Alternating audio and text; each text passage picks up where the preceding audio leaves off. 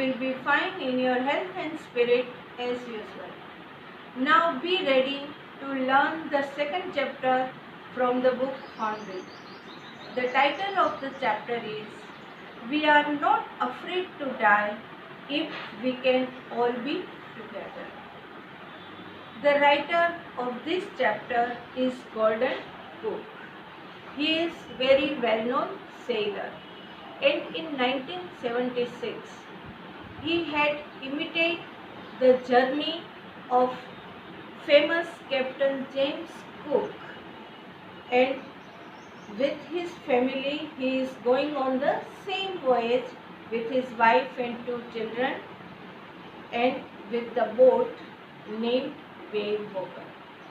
So in this chapter he is going to describe one of his experience where they all were going to meet with an accident and just they were going to die. But how they survived with their hard efforts, he is going to narrate in this lesson. So let's start the study of the lesson line by line. In July 1976, my wife Mary, son Jonathan 6, daughter Suzanne 7, and I set sail from Plymouth, England to duplicate the round-the-world voyage made 200 years earlier by Captain James Cook. So the narrator is talking about a journey that his family undertook from Plymouth, England in July 1976. He says that he wanted to travel just like James Cook, Captain James Cook, who made a voyage around the world some 200 years ago. So he and his family. So his family consisted of his wife Mary and 2 children, that is son Jonathan, who was 6 years old, and daughter Suzanne, who was 7 years old. For the longest time, Mary and I, a 37-year-old businessman, had dreamt of sailing in the wake of the famous explorer, and for the past 16 years, we had spent all our leisure time honing our seafaring skills in the British waters. So the narrator is a 37-year-old businessman. Both he and his wife had a dream. They wanted to sail around the world just like the famous explorer Captain James Cook. So for this they had been spending about 16 years trying to hone their seafaring skills. So they always wanted to perfect their skills while traveling on the ocean. So they did a lot of practice in the British waters for traveling around the world before they could travel. Our boat Wave Walker, a 23-meter 30-ton hull beauty, had been professionally built, and we had spent months fitting it out and testing it in the roughest weather we could find. So in order to travel, they made a boat and its name was Wave Walker. They got it professionally built. It was about 23 meters long and 30 ton in weight, and the whole body was made of wood. And they spent months testing even in the roughest weather. So they made small journeys, voyages on the ocean, even in all kinds of weather, so that they could improve their seafaring skills. The first leg of our planned 3-year 105,000 kilometer journey passed pleasantly. So they said the first part of the journey that spanned about 105,000 kilometers passed very smoothly, and there was no problem at all as we sailed down the west coast of Africa to Cape Town. So until they reached Cape Town, there was no problem at all. There, before heading to east, we took on 2 crewmen. So before moving further, they added 2 more people to their crew. American Larry Vigil and Swiss Herb Siegler, to help us tackle one of the world's roughest seas, the southern Indian Ocean. So they added 2 more people to their crew. One was an American named Larry Vigil and the other was a Swiss named Herb Siegler. So they thought that both of them would be of great help in order to tackle the southern Indian Ocean, which was supposed to be one of the roughest oceans. On our second day out of Cape Town, we began to encounter strong gales. So until they reached Cape Town, the journey was very smooth. But from the second day onwards, they started to face strong windstorms. For the next few weeks, they blew continuously. So there was windstorm which was blowing continuously, and it was greatly disturbing. The journey was not smooth from then on. Gales did not worry me, but the size of the waves was alarming, up to 15 meters as high as our main mast. So he says that the windstorms were not disturbing, but what was more dangerous was the size of the waves. It was up to 15 meters high, as long as our main mast. Mast is nothing but the long poles to which the sails are tied. So this wave, the waves that were coming were up to 15 meters as high as the highest mast on the ship. December 25th found us 3,500 kilometers east of Cape Town. So on December 25th, they had reached about 3,500 kilometers towards the east of Cape Town. Despite atrocious weather, we had a wonderful holiday complete with a Christmas tree. So despite atrocious weather, so though there was terrible weather, they say they had a wonderful time because it was Christmas. They had built a Christmas tree and all on the ship. New Year's Day saw no improvement in the weather. So days passed by. So even on the previous day of the new year, the weather did not have any kind of improvement. It was still terrible. But we reasoned that it had to change soon. But they had hope that the weather would change soon. And it did change for the worse. There was a change in the weather, but then the weather began to worsen. At dawn on January 2nd, the waves were gigantic. By January 2nd morning, there were huge waves that were facing the ship or their wave walker. We were sailing only with a small storm jib and we were making 8 knots. So they only had a small storm jib. Now the storm jib is supposed to maintain the stability of a ship during the storm, but they had only a small storm jib and they were making 8 knots. Knots is nothing but the distance traveled by a ship in an ocean. So they were making 8 knots in an hour. As the ship rose to the top of each wave, we could see endless enormous sea rolling towards us. Now as the ship was moving across each wave, they could see the other end of the wave. So they could see only sea in front of them and huge waters, and that was really terrifying. And the screaming of the wind and spray was painful to the ears. So when the wind comes and breaks, or when the huge waves come and break on their ship, the noise was too loud and that was very painful for them to hear. To slow the boat down, we dropped the storm jib and lashed a heavy mooring rope in a loop across the stern.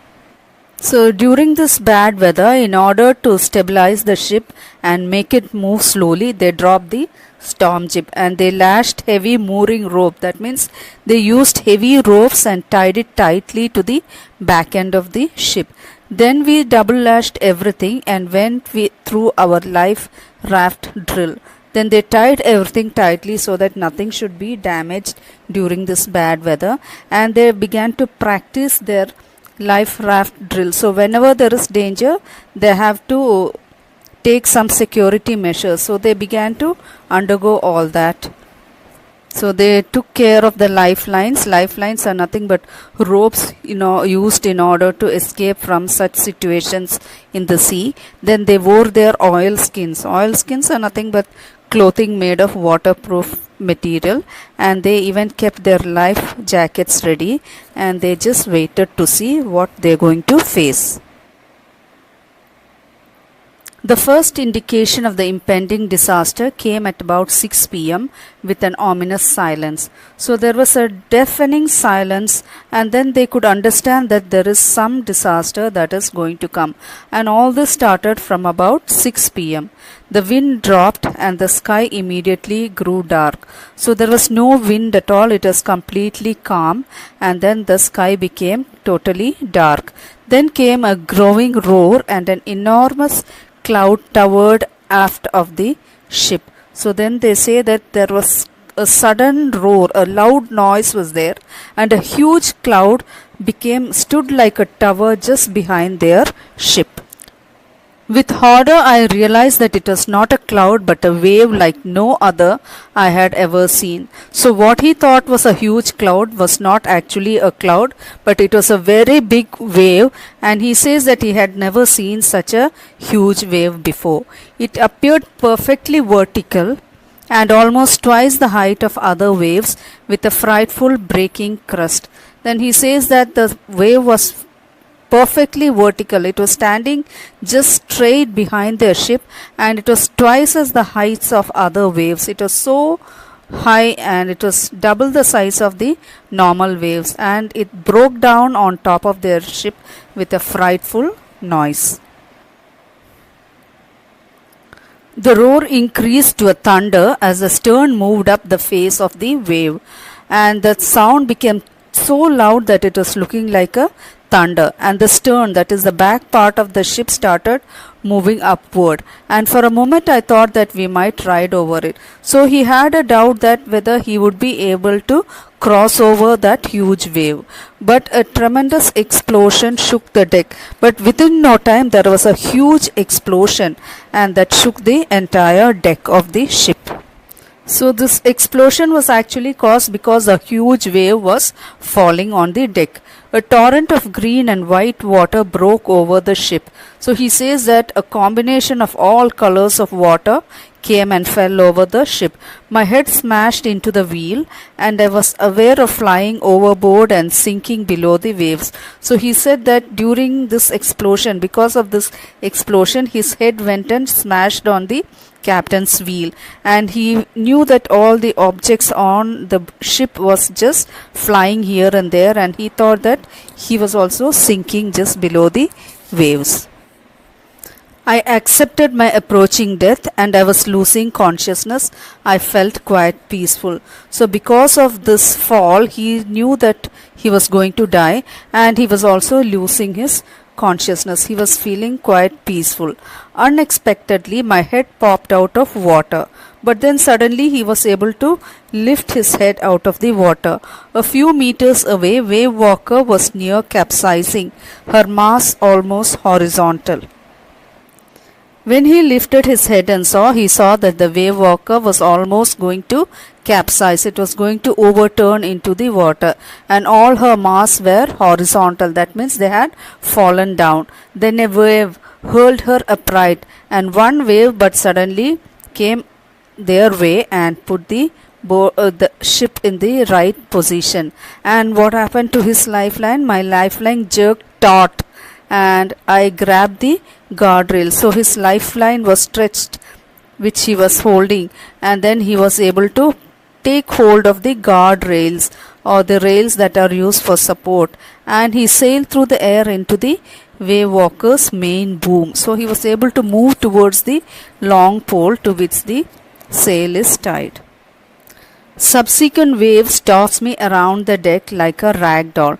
So he says that there were waves still coming on to the ship, and he was just thrown about like a rag doll. My left ribs cracked, my mouth filled with blood and broken teeth. So he says that his condition was really worsened because his ribs had cracked and his mouth was full of blood and broken teeth. Somehow I found the wheel. So he was able to locate the captain's wheel, and he lined up the stern for the next wave and hung on. So he just got ready, and he was able to go near the wheel, and he was just waiting for the next wave to fall on the ship. Water, water everywhere.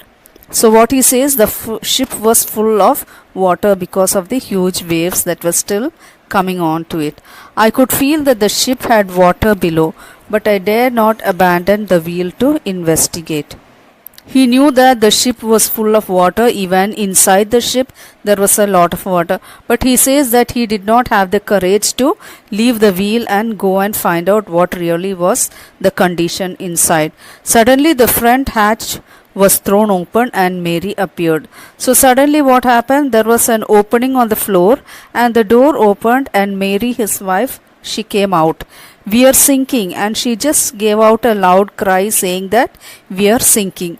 She screamed, "The decks are smashed, we are full of water, take the wheel." So what she said, she just came out and cried that they are fully going to sink and the deck and everything is full of water. Now, when she shouted that they are sinking, the narrator wanted to help. So, what he said, he just screamed loudly for her to take the wheel so that he could go and investigate and find out what could be done to save.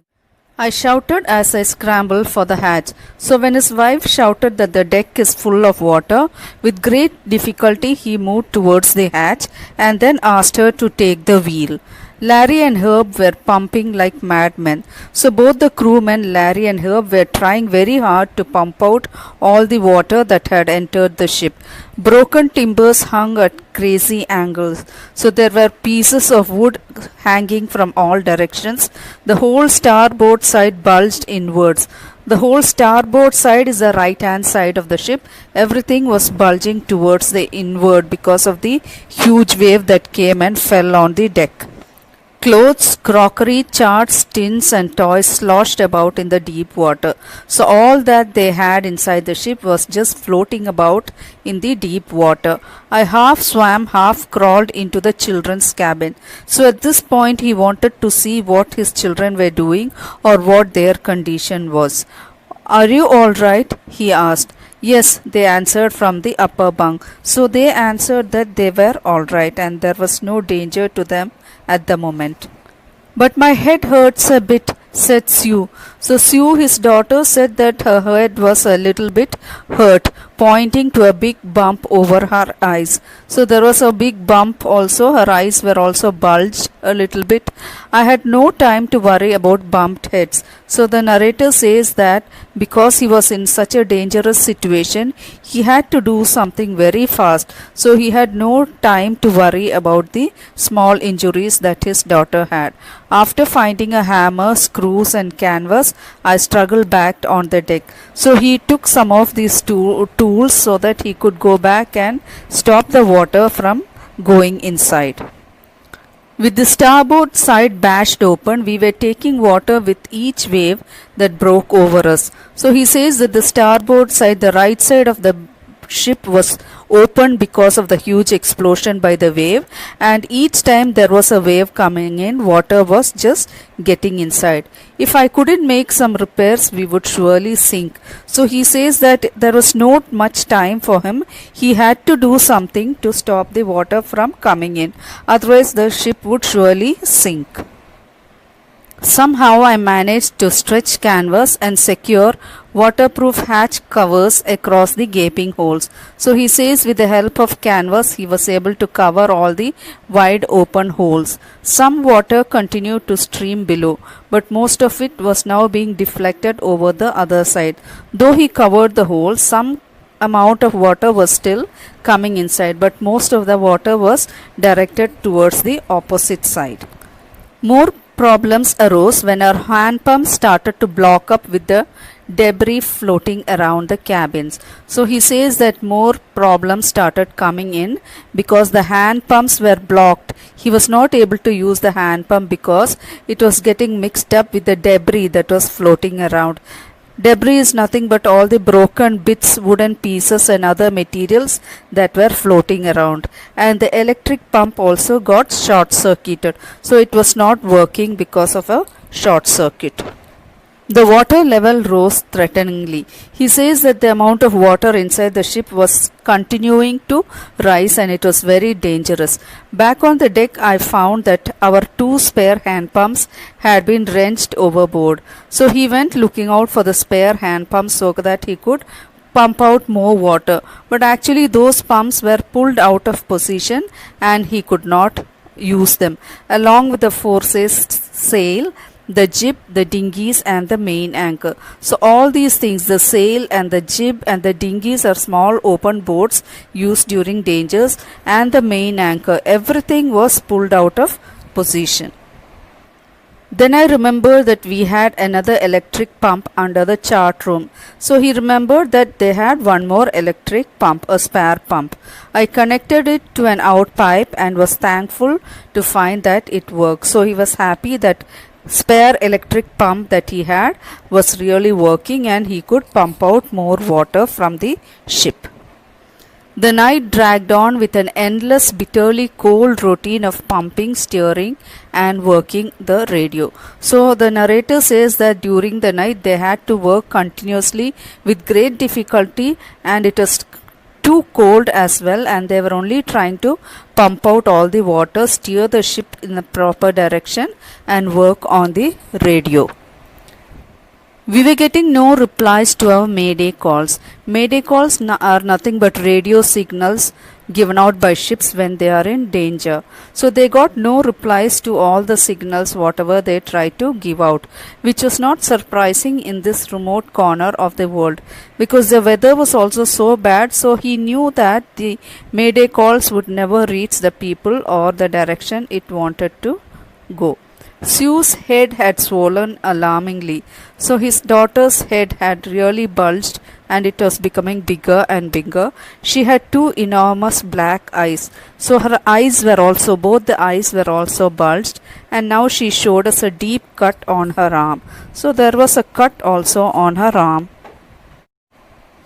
When I asked her why she hadn't made more of her injuries before this, she replied, "I didn't want to worry you when you were trying to save us all." So the little girl replied that she didn't come and mention about her injuries because she knew that her father was working hard to save all of them, so she did not want to disturb him in the middle. By morning on January 3, the pumps had the water level sufficiently under control for us to take a 2 hours rest in rotation. By next day morning, that was on January 3, the water level had sufficiently receded and all the crew members were able to take at least a rest of 2 hours in rotation. But we still had a tremendous leak somewhere below the waterline, and on checking, but he says that somewhere below there was still water coming inside on checking. On checking, I found that nearly all the boat's main rib frames were smashed down to the keel. So he wanted to know how the water was still coming inside.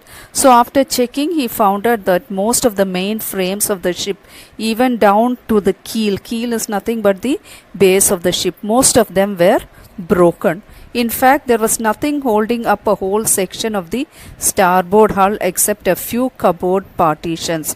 So he said that only a few cupboard partitions were holding the starboard side of the body intact, and that too could not last long. We had survived for 15 hours since the wave hit. So it was almost 15 hours now after the wave had hit Wave Walker and caused the damage. But Wave Walker wouldn't hold together long enough for us to reach Australia. So he was sure that the Wave Walker could not be holding together till they reach Australia. The ship would certainly break down before they reaching Australia.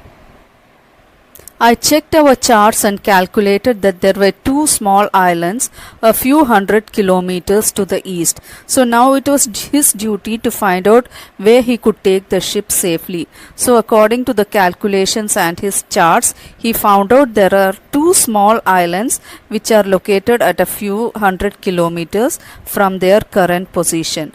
One of them is Isle Amsterdam, a French scientific base, and one of that small islands is a French scientific base, and its name is Isle Amsterdam.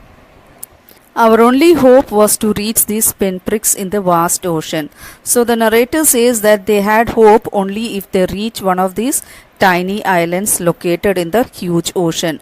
But unless the wind and the seas abated so we could hoist sail, our chances would be slim indeed. So he says that only if the wind and the sea subsided, they could hoist the sail and then they could move forward in a calm way and reach one of these islands. The great wave had put our auxiliary engine out of action. So he says that they had an engine, a secondary engine to support their travel, but the huge wave had actually damaged that and they were not able to use it. On January 4, after 36 hours of continuous pumping, we reached the last few centimeters of water. So he says that after 1.5 days of continuously pumping out the water, only a few centimeters of water was left inside the ship. Now we had only to keep pace with the water still coming in. Now they had to control the amount of water that is coming in. So this would really safeguard the ship. We could not set any sail on the main mast. So he says that he was not able to hoist any sail on the main mast. Pressure on the rigging would simply pull the damaged section of the hull apart. So he says that he could not put any pressure on the rigging. Rigging is nothing but the system of ropes that are tied to keep the mast in place. So if he puts more pressure on that, it would damage the total body of the ship itself. So we hoisted the storm jib and headed for where I thought the two islands were. So they hoisted the storm jib. The storm jib is a small sail that gives support to the ship, and they headed towards where he thought the small islands were located. Mary found some corned beef and cracker biscuits, and we ate our first meal in almost 2 days. So it was almost 2 days that they had eaten nothing because they were only trying hard to come out of the dangerous situation. He says that his wife Mary found some corned beef and cracker biscuits which they all ate together. But our respite was short lived. So he says that the relief that they had for some time was only for a few minutes. At 4 p.m., black clouds began building up behind us. He says that again dark clouds started gathering at about 4 p.m. So the weather was worsening again, and within the hour the wind was back to 40 knots and the seas were getting higher. So the wind started increasing and the seas were also becoming rougher. There were again huge waves in the ocean. The weather continued to deteriorate throughout the night, and by dawn on January 5, our situation was again desperate. So he says that the weather was becoming worse and worse, and until January 5th morning, their situation was worsened to the core. When I went in to comfort the children, John asked, "Daddy, are we going to die?" I tried to assure him that we could make it. So when he went to look at his children to see how their condition was, his son asked him a question if they were all going to die because the weather was only worsening. And he says that he tried to assure him by saying that they will find an island and they will all be safe. "But Daddy," he went on, "we aren't afraid of dying if we can all be together. You and Mummy, Sue and I." But the child showed up great enthusiasm and optimism by saying that he is not afraid to die if he is with the complete family, if he, his mother, father and his sister are all there together. I could find no words with which to respond. So when he heard these words, he could not really console his son because he was feeling so touched because of the support being extended by his son. But I left the children's cabin and determined to fight the sea with everything I had. So he left the cabin quickly because he wanted to see what he could do. The chapter, and I am sure you also have the experience, the same thrill and excitement what I had experienced when the first time I go through the chapter. Remember students, in any situation of life, our cleverness, determination and thinking power must not go down. With all these things, we can get victory on any of the situation, and when we all together, we are going to make such a nice bond, and at that time no one is there who is going to defeat us. So be brave, but not now. Now you stay home and stay safe and enjoy your learning sitting at home. Thank you. Have a nice day.